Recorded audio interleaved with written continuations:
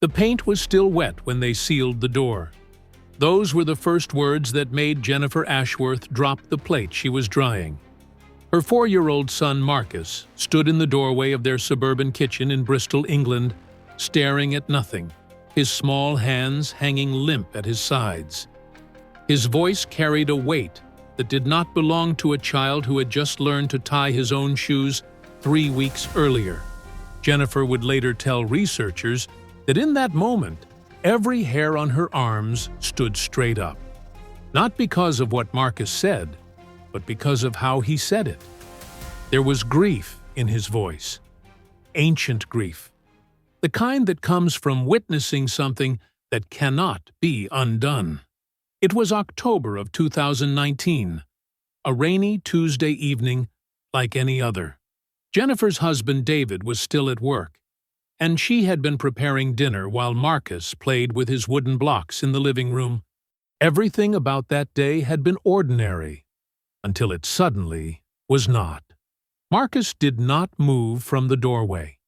His eyes, usually bright and curious, had taken on a distant quality, as though he was looking at something far beyond the kitchen walls, beyond the rain-streaked windows, beyond anything Jennifer could see or understand. "What paint, sweetheart?" Jennifer asked, trying to keep her voice steady as she picked up the broken pieces of the plate.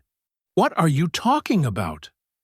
Marcus blinked slowly, and when he spoke again, his voice cracked with emotion that seemed far too heavy for his small body. "The king's paint. On the walls. We did not have enough time. They made us hurry. They made us hurry, and now everything is wrong." Jennifer abandoned the broken plate and knelt down to her son's level. "Marcus, honey, what king? What walls?" The boy looked at his mother then, really looked at her, and Jennifer would later describe the moment as terrifying and heartbreaking in equal measure, because in that instant she did not see her 4-year-old son. She saw someone ancient looking out through his eyes, someone who carried the weight of 3,000 years of silence. "The young king," Marcus whispered, "the one who died too soon. I painted the gods on his walls. I painted Osiris to guide him. I painted Anubis to protect him. But we did not have time to do it right. We did not have time." This is where our story begins. Not in a laboratory or a university. Not in the dusty archives of Egyptologists or the careful notes of historians. Our story begins in an ordinary kitchen in Bristol, with a mother kneeling on cold tile floors, staring into eyes that held memories of pharaohs and tombs and sacred paintings that dried too quickly in chambers sealed for eternity. The Ashworth family had no particular connection to Egypt. David worked as an accountant for a local firm. Jennifer was a part-time librarian at the community center. They had never traveled further than Spain for holiday. Their home contained no Egyptian artifacts, no books about ancient civilizations, no documentaries about pyramids or pharaohs. Marcus had never shown any interest in history of any kind. His favorite things were dinosaurs, and the color blue, and the neighbor's cat named Whiskers. But something changed in Marcus during the autumn of 2019. Something that no one in the family could explain. The incidents began small, as these things often do. Jennifer first noticed that Marcus had started drawing differently. Before that October, his artwork looked like what you would expect from a 4-year-old. Stick figures, houses with triangular roofs, suns with radiating lines. But suddenly, his drawings transformed. Jennifer found the first one tucked under his pillow during laundry day. It was a figure in profile, like the paintings she had seen in museum exhibits. The proportions were strange, but deliberate. The eye faced forward, while the body faced sideways. The figure wore what looked like a headdress and held objects in each hand. At the bottom of the page, Marcus had drawn a series of small shapes that looked almost like symbols. When she asked Marcus about it, he simply said he was drawing people the right way, the way they were supposed to be drawn, the way we always drew them, the way we always drew them. That phrase echoed in Jennifer's mind for days. We, as if Marcus was including himself in some group, some tradition, some ancient practice that he could not possibly know about. More drawings followed. They became increasingly detailed and increasingly disturbing to Jennifer, not because they were frightening, but because they were accurate. She began researching online during her lunch breaks at the library, comparing Marcus's drawings to images of actual Egyptian tomb paintings. The similarities made her blood run cold. Her son was drawing in a style that took ancient Egyptian artists years to master. He was depicting gods she had never mentioned, never shown him, never knew existed before her frantic Google searches. He drew Thoth with his ibis head. He drew Hathor with her cow ears and sun disk. He drew scenes of judgment and weighing of hearts and journeys through the underworld. And he drew them correctly. A professional artist who worked with the British Museum later examined Marcus's drawings and described them as remarkable, not because of their technical skill, which was still limited by the motor control of a 4-year-old, but because of their conceptual accuracy. The iconography was correct. The positioning was correct. The relationships between figures followed conventions that were not obvious to modern observers. This child, the artist said, draws like someone who has actually seen these images in their original context, like someone who understood what they meant. But the drawings were only the beginning. 3 weeks after the incident in the kitchen, Jennifer and David were putting Marcus to bed when he asked a question that changed everything. "Mummy," Marcus said, his voice drowsy with approaching sleep, "why do people not paint tombs anymore?" Jennifer exchanged a glance with David over their son's head. "We still have tombs, sweetheart. We call them graves. But we do not really paint them, no." Marcus frowned, his small forehead creasing with confusion. "But how will they find their way? How will they know which gods to pray to? How will they know the words to say?" David leaned in, his accountant's mind trying to find logic in his son's words. "Find their way where, buddy?" "To the afterlife," Marcus said, as if this was the most obvious thing in the world. "To the field of reeds. If you do not paint the spells on the walls, they will get lost in the darkness. They will wander forever." Jennifer felt her throat tighten. "Where did you learn about this, Marcus?" The boy looked at her with those ancient eyes again. "I did not learn it, Mummy. I remember it. I remember painting the spells. I remember the words. I remember how the ink smelled, and how the torches made shadows dance on the stone. I remember being scared that we would make mistakes because we were going so fast. I remember crying when they sealed the door because I knew the paint was not dry and some of the spells would smear and maybe the young king would get lost because of me." Marcus began to cry then, deep heaving sobs that shook his small body. Jennifer held him close, feeling his tears soak through her shirt, feeling the trembling of grief that seemed to come from somewhere far deeper than a 4-year-old's heart should reach. "I did not want him to get lost." Marcus wept. He was so young. "He was younger than me when he became king. And then he died, and we had to hide him, and we had to hurry, and I was so scared, Mummy. I was so scared we did it wrong." David stood frozen by the bed, his face pale in the soft glow of the nightlight. Jennifer rocked Marcus back and forth, making soothing sounds, but her mind was racing. Her son was describing something specific, something detailed, something that matched historical accounts she had never heard of but would later discover were accepted facts among Egyptologists. The tomb of Tutankhamun, the boy king who died around the age of 19, showed clear evidence of hasty preparation. The paintings on the walls, while beautiful, contained visible errors and signs of rushed work. Some colors had run together. Some figures were slightly misaligned. Some areas showed evidence that the paint had not fully dried before the tomb was sealed. For decades, archaeologists had theorized that Tutankhamun's death was unexpected and that the traditional 70-day mummification period left insufficient time to properly prepare a tomb befitting a pharaoh.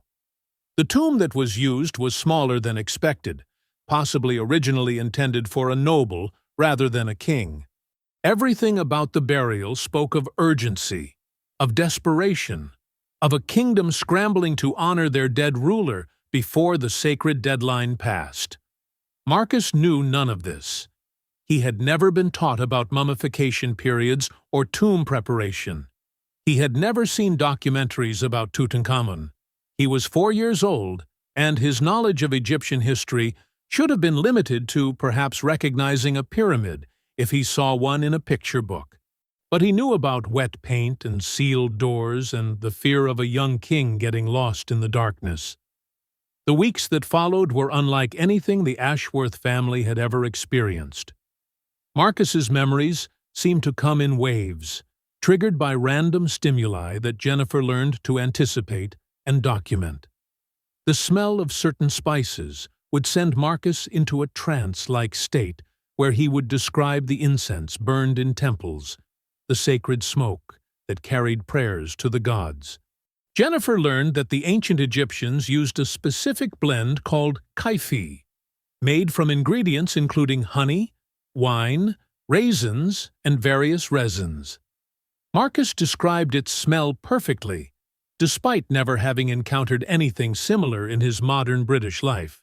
Colors affected him profoundly. When Jennifer took him to an art supply store to buy crayons, Marcus became visibly distressed in the paint aisle. He pointed to specific pigments and began speaking rapidly about where they came from. "That blue," he said, pointing to a tube of ultramarine, "we got that from far away. It was very expensive. We only used it for important things, for the sky goddess, for the water. The red came from the ground near the mountains. The yellow was from plants. The black was from burned things, from ashes and carbon." Jennifer later verified that ancient Egyptian artists used specific pigments derived from exactly these sources. Egyptian blue was synthetic and valuable. Red ochre came from iron-rich earth. Yellow derived from orpiment or plant-based dyes. Black came from carbon sources like charcoal or burned bones. How did her son know this? The question haunted Jennifer. She began keeping a detailed journal, recording everything Marcus said about his memories, every detail he provided about his supposed past life. She was not sure what she believed, but she knew that what was happening was significant. It deserved documentation. It deserved attention. By December, her journal was over 200 pages long. The memories Marcus shared painted a picture of a life that was simultaneously ordinary and extraordinary. He described himself as a young boy, perhaps 12 or 13 years old, who worked as an apprentice to a master painter in a village called Set Mat. He described narrow streets and small houses built of mud brick. He described the sound of chisels on stone echoing across the desert. He described the taste of bread and beer and the feeling of sand between his toes. Set Mat, Jennifer discovered, was the ancient name for the village now known as Deir el-Medina, located on the west bank of the Nile near the Valley of the Kings. It was home to the artisans and craftsmen who built and decorated the royal tombs. These were not slaves, as popular culture often depicted, but skilled workers who passed their trades from father to son across generations. Marcus spoke of his father, a man he called Amenhotep, who was also a painter. He described learning to grind pigments from the age of 5, developing calluses on his small hands from hours of work with mortar and pestle. He described the strict hierarchy of the workshops, the master artists who designed the scenes, the outline draftsmen who transferred designs to walls, and the painters who filled in color according to precise conventions.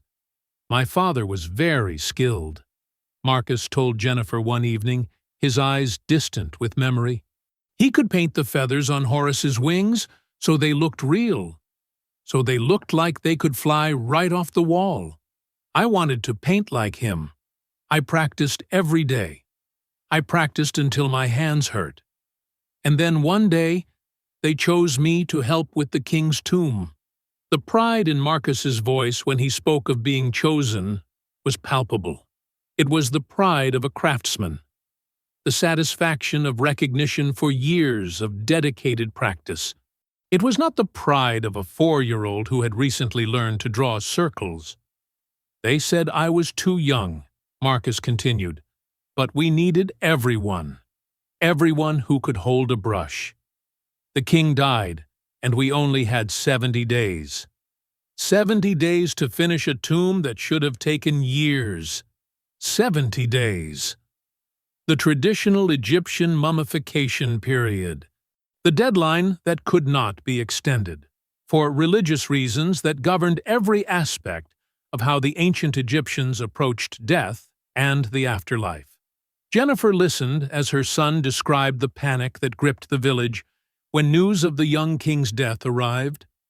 He spoke of his father's face, pale and drawn, as he gathered his tools and prepared to work through the night.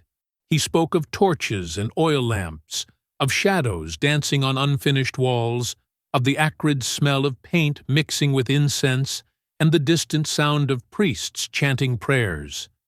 "We did not sleep," Marcus said. "For many days we did not sleep.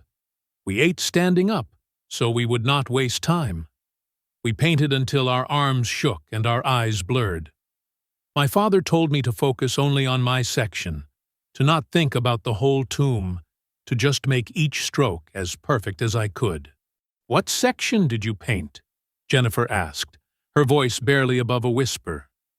Marcus closed his eyes, and when he spoke, his voice carried the cadence of recitation, as if he was reading from memory. "I painted part of the north wall, the part where Tutankhamun meets Osiris. I painted the king's white robes. I painted the god's green face, the color of rebirth. I painted the crook and flail in Osiris's hands. My father did the faces. Only master painters did the faces." Jennifer felt tears streaming down her cheeks. She did not know why she was crying. She did not understand why her son's words affected her so deeply. But something about the specificity of his description, the humility with which he distinguished his work from his father's, the weight of memory in his voice, it overwhelmed her. "Was it good?" she asked. "Your painting?" Marcus opened his eyes, and for a moment he looked not like a 4-year-old boy, but like an old man carrying regrets that stretched across millennia. "It was good enough," he said quietly. "But it was not perfect. We did not have time for perfect. And I have wondered for so very long if the young king found his way despite our imperfect spells." The Ashworth family's experience with Marcus's memories reached a turning point in early 2020, just before the world changed in ways no one could have predicted. Jennifer had been corresponding with researchers at a university who studied children who reported past life memories. One of these researchers, Dr. Elizabeth Chen, traveled to Bristol to meet with the family. Dr. Chen spent 3 days with the Ashworths. She conducted gentle interviews with Marcus, asking open-ended questions and carefully avoiding leading him toward any particular answers. She examined his drawings and compared them to known examples of Egyptian art. She consulted with experts in Egyptology to verify the accuracy of details Marcus had provided. Her findings were remarkable. Marcus had accurately described numerous aspects of ancient Egyptian tomb painting that were not common knowledge, even among casual enthusiasts of the subject. He correctly identified the process of preparing walls for painting, which involved multiple layers of plaster smoothed to specific textures. He accurately described the grid system used by ancient artists to maintain proper proportions across large surfaces. He knew that different colors had different symbolic meanings and were used according to strict conventions.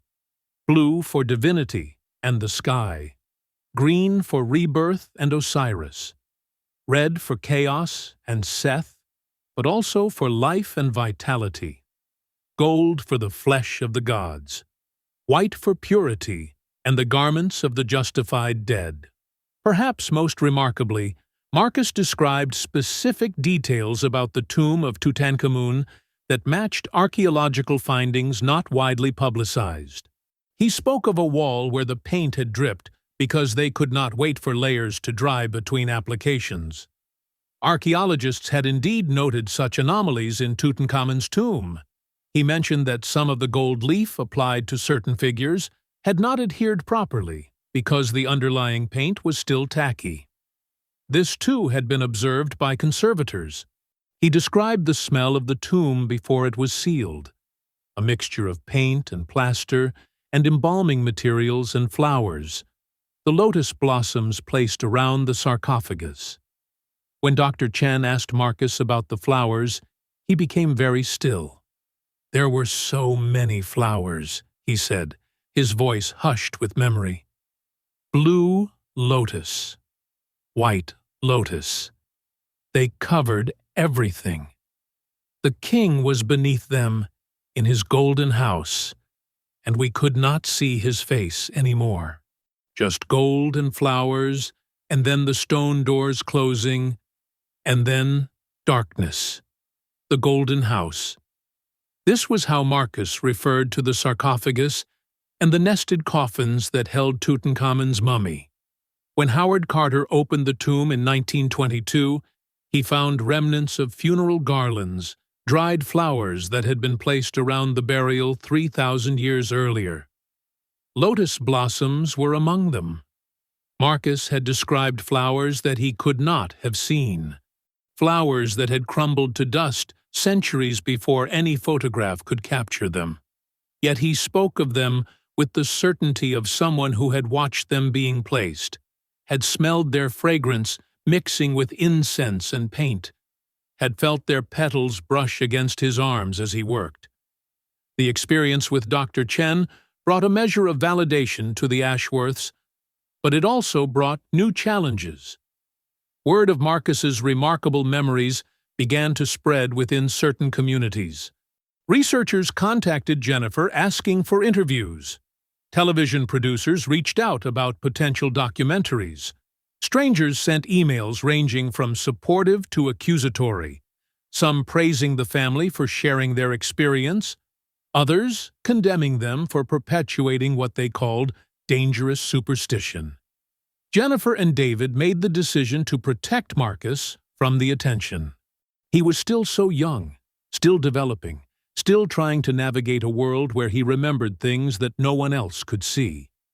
The last thing he needed was cameras and microphones and skeptics demanding proof of something that could not be proven, only witnessed. They continued to document his memories privately, adding to Jennifer's journal with each new revelation. The memories did not come constantly. There were weeks when Marcus seemed entirely like a normal 4-year-old, then 5-year-old, interested in ordinary things like playgrounds and ice cream, and the new puppy the family adopted. But then something would trigger a memory, and the ancient one would resurface, speaking through Marcus's small voice, about a world that had vanished long before the first stone was laid at Stonehenge. One such trigger occurred during a family visit to the British Museum in London. Jennifer had hesitated about the trip, worried about how Marcus might react to the Egyptian galleries. But Marcus had been asking to see real things from the old country, and Jennifer felt that denying him might be more harmful than whatever might happen. The Egyptian galleries of the British Museum are vast and filled with artifacts spanning thousands of years of ancient civilization. Statues of pharaohs tower over visitors. Mummies lie in glass cases, their wrappings brown with age. Hieroglyphics cover stones and papyrus and wooden coffins. The air itself seems heavy with history. Marcus walked through the galleries slowly, his hand tight in Jennifer's grip, his eyes moving from object to object, with an intensity that made other visitors glance at him curiously. He said nothing for a long time, just looked and looked and looked. Then they came to a painted coffin. It was a wooden anthropoid coffin from the New Kingdom period, decorated with the standard imagery of the era.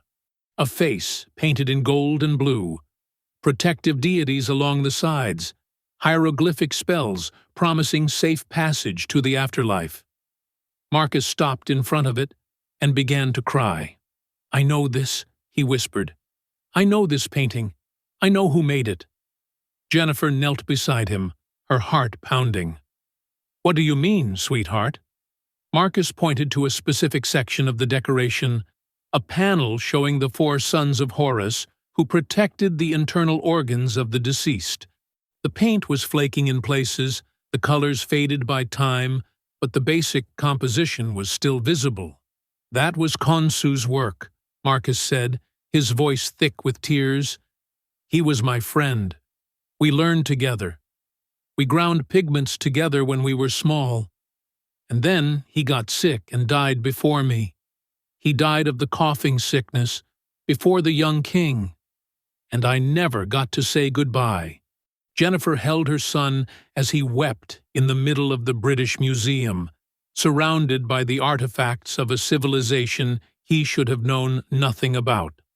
She held him and let him grieve for a friend who had been dead for 3,000 years. And she wondered, not for the first time, how any of this could be possible. The coughing sickness Marcus mentioned was most likely tuberculosis, which was endemic in ancient Egypt.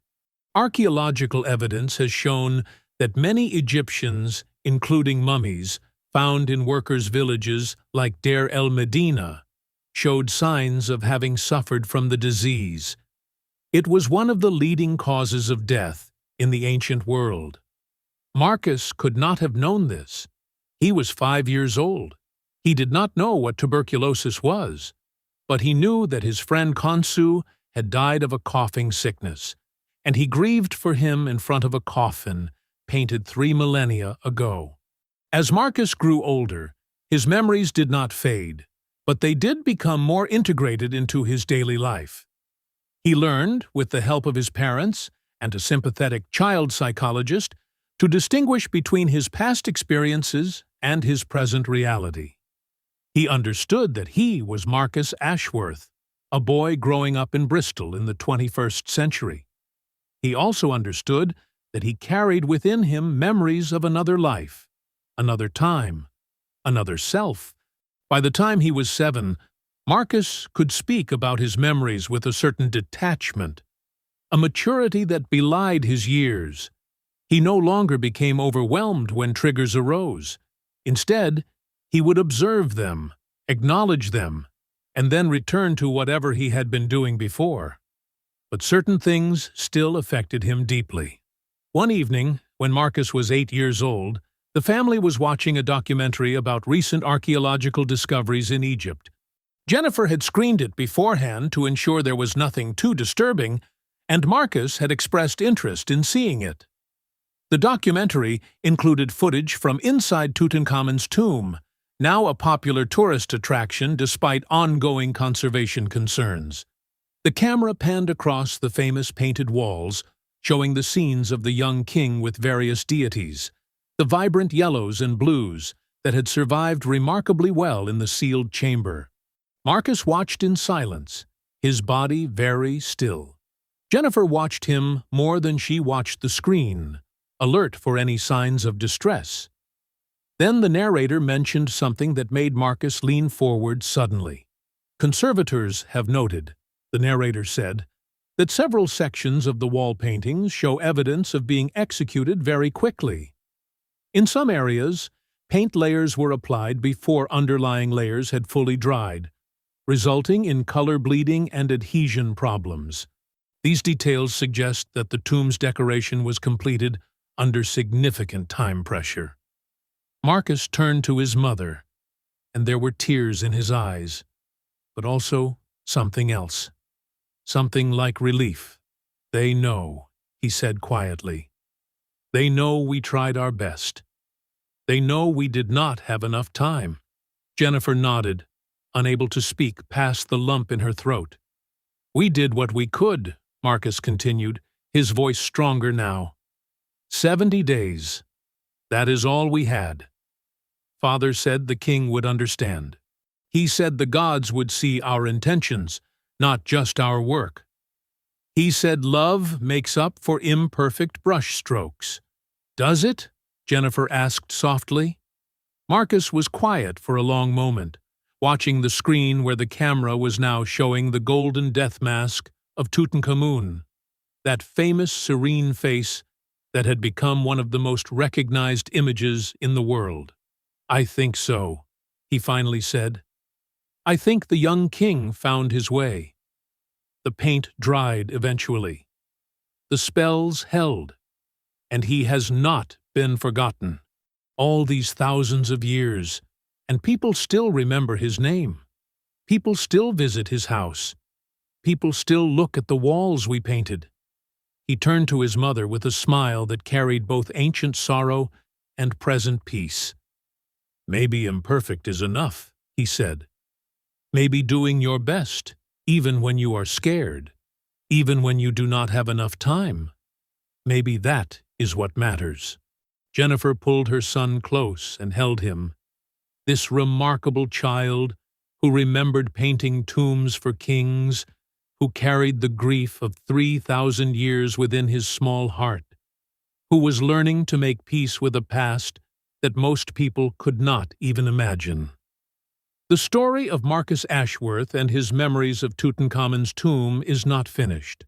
As of this telling, Marcus is still a child, still growing, still navigating the extraordinary experience of remembering a life that history has largely forgotten. The artisans of Deir el-Medina, the men and women who created some of the most beautiful art humanity has ever produced, left few individual records. They were craftspeople, not royalty. Their names were not inscribed on monuments meant to last forever. But one of them, perhaps, found a way to be remembered. In his small room in Bristol, surrounded by dinosaur posters and school books and all the ordinary trappings of a 21st-century childhood, Marcus Ashworth keeps a special drawing. It is pinned to the wall above his bed, positioned so that he sees it first thing every morning and last thing every night. The drawing shows a young Egyptian boy in profile, holding a brush in one hand and a pot of paint in the other. He stands before a great wall covered in images of gods and kings. His face is turned toward his work, focused and intent, and even in a child's drawing, you can see the determination in his posture, the pride, the fear, the love. Beneath the figure, in careful letters that Marcus practiced many times before getting just right, are words in ancient Egyptian hieroglyphics. Jennifer asked him once what they meant. "It says, 'I was here,'" Marcus told her. "I was here, and I did my best, and I hope it was enough." 3,000 years ago, in a tomb hewn from living rock beneath the Egyptian sun, a boy painted those same words on a wall that no human eyes would see again for millennia. He painted them quickly, because there was no time for anything else. And then he walked out into the torchlight and watched the doors close forever on the young king who would one day be more famous than any pharaoh before or since. The paint was still wet when they sealed the door, but it dried. Eventually, it dried. And the words held. The excavation of Tutankhamun's tomb in November of 1922 remains one of the most significant archaeological discoveries in history. When Howard Carter first peered into the antechamber by candlelight, he saw wonderful things, as he famously reported to his patron Lord Carnarvon. Gold gleamed everywhere. Furniture and chariots and statues crowded the space, and covering the walls, vibrant even after 3,000 years, were the paintings that had been applied with such desperate haste in the 70 days following the young king's death. Carter and his team spent nearly a decade carefully documenting and removing the artifacts from the tomb. They catalogued over 5,000 objects, from the famous golden death mask to simple clay pots that once held food for the afterlife journey. They photographed every wall, every painting, every hieroglyph, creating a record that would allow scholars to study the tomb for generations to come. In those photographs, if you look closely, you can see the evidence of the rushed preparation that Marcus Ashworth described, colors that bled into each other, lines that were not quite straight, figures that showed slight variations from the strict proportions usually observed in royal tombs. These were the marks of artists working against impossible deadlines, trying to complete in weeks what should have taken years. For nearly a century, scholars debated why Tutankhamun's tomb showed such signs of haste. The prevailing theory was simply that the king had died young and unexpectedly, leaving insufficient time for proper preparations. But the details of how those 70 days unfolded, the human stories of the craftsmen who labored through the night, the prayers they whispered as they painted, the tears they shed as the doors were sealed, these were lost to history, until a boy in Bristol began to remember. Marcus's memories of the tomb painting process included details that aligned remarkably with what archaeologists had deduced but never confirmed.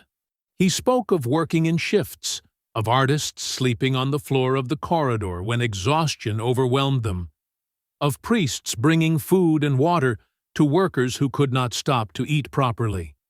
He described the hierarchy of tasks, with master artists focusing on the most important elements, the faces of gods and kings, while apprentices like himself handled backgrounds and simpler figures. He also described something that no historical record had ever suggested: the emotional experience of the workers themselves. "We loved him," Marcus told Dr. Chen during one of her follow-up visits. "The young king. We never met him when he was alive. We were just workers. But we knew his story. We knew he became king when he was just a child. We knew he tried to fix the things his father broke. We knew he was brave." Marcus paused, his eyes distant with memory. "And then he died. And we were the ones who would make his house for eternity. We were the ones who would paint the spells that would guide him. We were the ones who would give him a chance to live forever. It was not just work. It was not just duty. It was love. We painted love onto those walls." This was perhaps the most remarkable aspect of Marcus's memories, not the technical details that could be verified by experts, but the emotional truth that no amount of research could uncover. The ancient Egyptians did not leave diaries or journals describing their feelings. They left monuments and tombs and formal inscriptions. The inner lives of the craftsmen who created such wonders were entirely unknown. But if Marcus's memories were genuine, they suggested something profound. The workers who built the tombs were not merely following orders or practicing their trade. They cared. They believed. They poured their hearts into their work because they genuinely wanted the people they served to find peace in the afterlife. They were not just artists. They were devotees. They were believers. They were, in their own way, priests of beauty and precision and hope. The north wall of Tutankhamun's burial chamber shows the scene Marcus described painting. The young king meeting Osiris, god of the dead and ruler of the underworld. In the image, Tutankhamun wears the white garments of the justified dead, indicating that he has passed the judgment of the afterlife and been found worthy. Osiris, painted in green to symbolize rebirth and resurrection, welcomes him into the eternal realm. It is one of the most important images in the tomb because it depicts the successful completion of the king's journey from death to eternal life. All the prayers and rituals and mummification procedures and magical spells culminated in this moment. The king, standing before the god, accepted into paradise. Marcus remembered painting part of this scene. He remembered the weight of the brush in his hand, the careful way he filled in the white of the king's robes, the constant fear that he would make a mistake that could not be fixed. He remembered his father working beside him, applying the final details to the faces with the skill of someone who had spent a lifetime mastering his craft. He remembered the chief priest checking their work, nodding approval, moving on to inspect other sections, and he remembered the moment it was finished.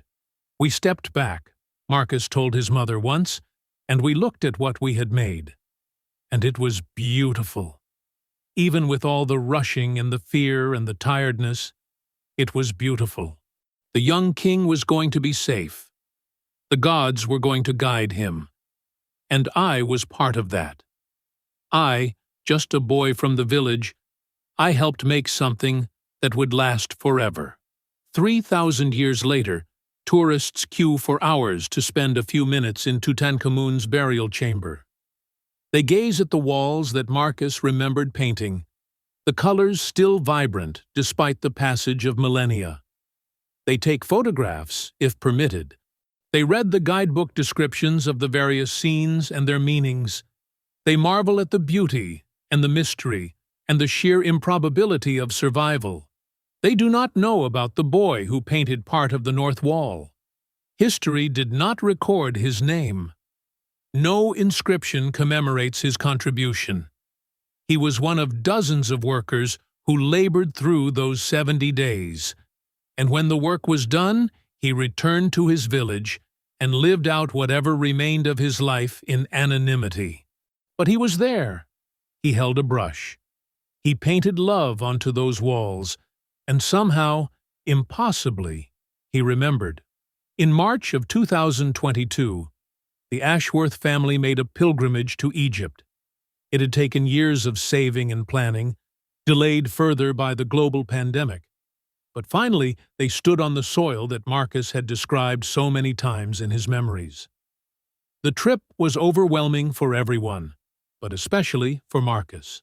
From the moment the plane descended over the Nile, Marcus became very quiet. He pressed his face against the window, watching the brown ribbon of the river cutting through the desert, watching the green fields that bordered its banks, watching the pyramids appear on the horizon like dreams made solid. "It looks the same," he whispered. "The river, the desert, the sky, it looks the same." They spent 2 weeks in Egypt, visiting sites from Cairo to Luxor to Aswan.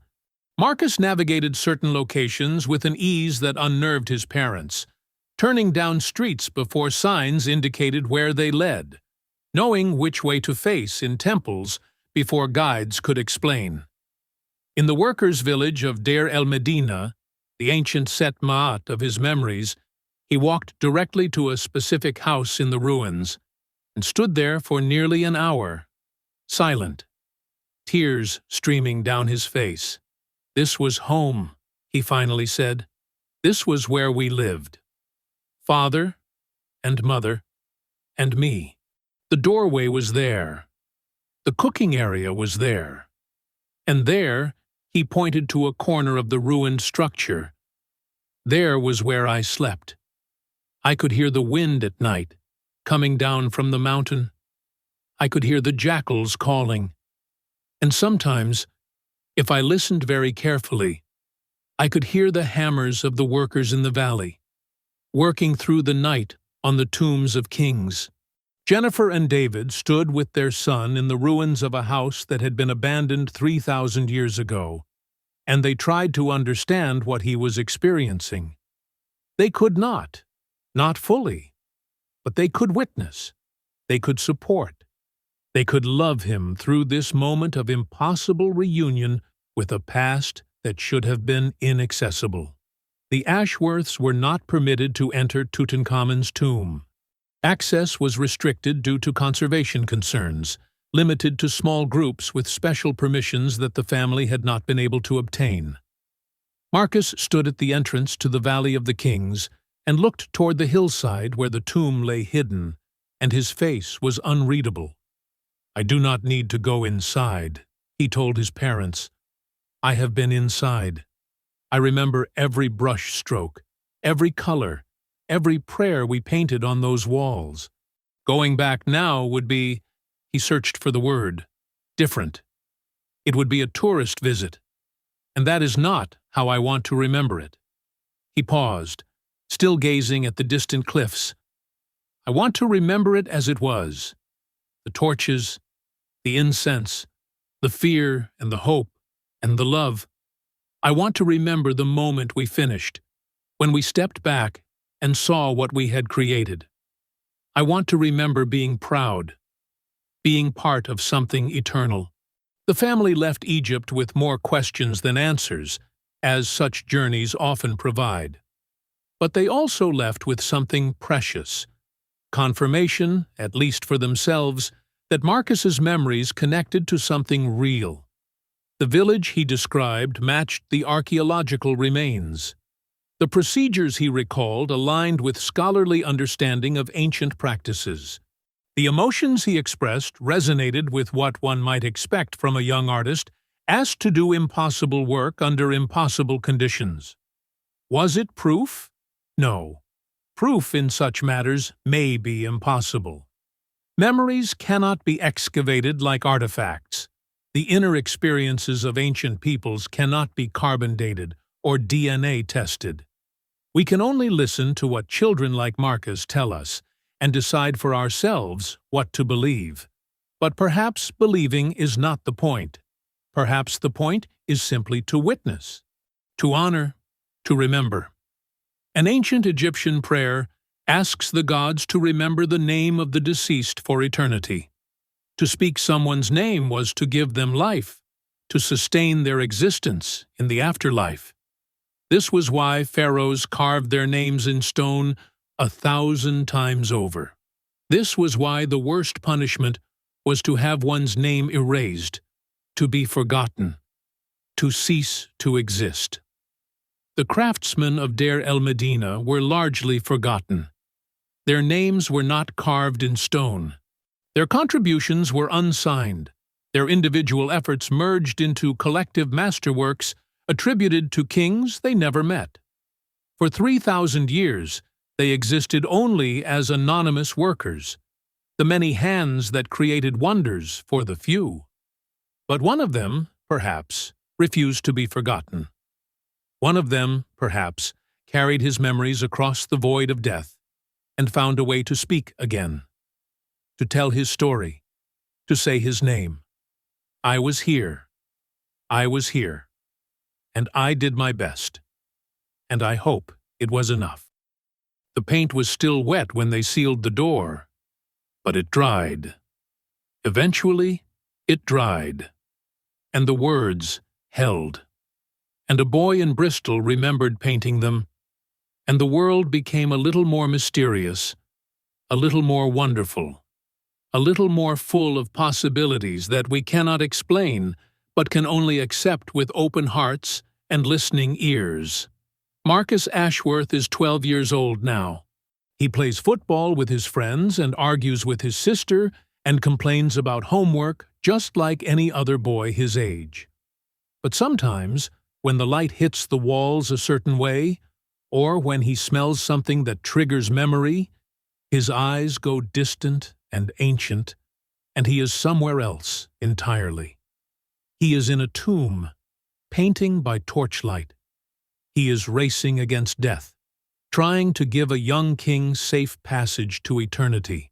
He is scared and tired and proud and hopeful, and he is doing his best, because that is all any of us can do. The paint was still wet when they sealed the door, but it dried, and the words held. And 3,000 years later, against all probability, against all reason, against everything we think we know about how the universe works, a boy remembered. What do we do with such stories? We could dismiss them, call them fantasy, explain them away with theories about cryptomnesia, about information absorbed unconsciously and regurgitated as false memory. We could demand evidence that can never be provided, set standards of proof that can never be met, and congratulate ourselves on our skepticism. Or we could listen. We could sit with the mystery. We could acknowledge that there are more things in heaven and earth than are dreamt of in our philosophy. We could accept that some truths cannot be proven, only felt, only witnessed, only carried in the heart. The ancient Egyptians believed that the heart was the seat of the soul, the organ that held memory and emotion and identity. When a person died, their heart was weighed against the feather of truth. If the heart was light, unburdened by sin, the person was admitted to the afterlife. If it was heavy, weighed down by wrongdoing, the person was devoured and ceased to exist. Perhaps there is a kind of weighing happening in stories like Marcus's, not of sin, but of truth. When we hear these accounts, something within us responds. Something resonates. Something recognizes. We do not know why children remember past lives. We do not know how memory could survive the death of the body that contained it. We do not know if reincarnation is real, if souls journey from life to life, carrying fragments of who they were before. But we know that Marcus Ashworth described things he could not have known. We know that his memories aligned with historical and archaeological evidence in ways that defy easy explanation. We know that his experience changed him, changed his family, and changed everyone who heard his story. We know that somewhere, 3,000 years ago, a boy painted a wall with love and fear and hope, and then walked out into the light and lived and died and was forgotten. Until now. Until a child in Bristol said the paint was still wet when they sealed the door, and everything we thought we understood about memory and identity and death became a little less certain, a little more open, a little more full of wonder. The tomb of Tutankhamun remains one of the most visited sites in Egypt. Millions of people have gazed at its walls, marveling at colors that have survived 30 centuries. They see the young king meeting the gods. They see protective deities and magical spells. They see the artistry of a civilization that flourished and faded long before most of recorded history began. They do not see the boy who painted part of it. They do not see the fear in his hands or the love in his heart.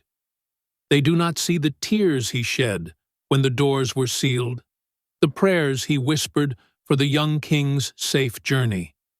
But perhaps, now, they will imagine him. Perhaps, when they stand before those ancient walls, they will think of a 12-year-old apprentice working through the night, terrified of making mistakes, desperate to do his part in giving a dead king eternal life. Perhaps they will see, in the slight imperfections that scholars have noted, not evidence of shoddy workmanship, but evidence of humanity, of effort, of love given under impossible circumstances. Perhaps they will hear, in the silence of the tomb, the echo of an ancient prayer, I was here. I was here, and I did my best. And I hope it was enough. The paint was still wet when they sealed the door, but it dried, and the words held. And somewhere across time and space and death, a boy remembered and told the world.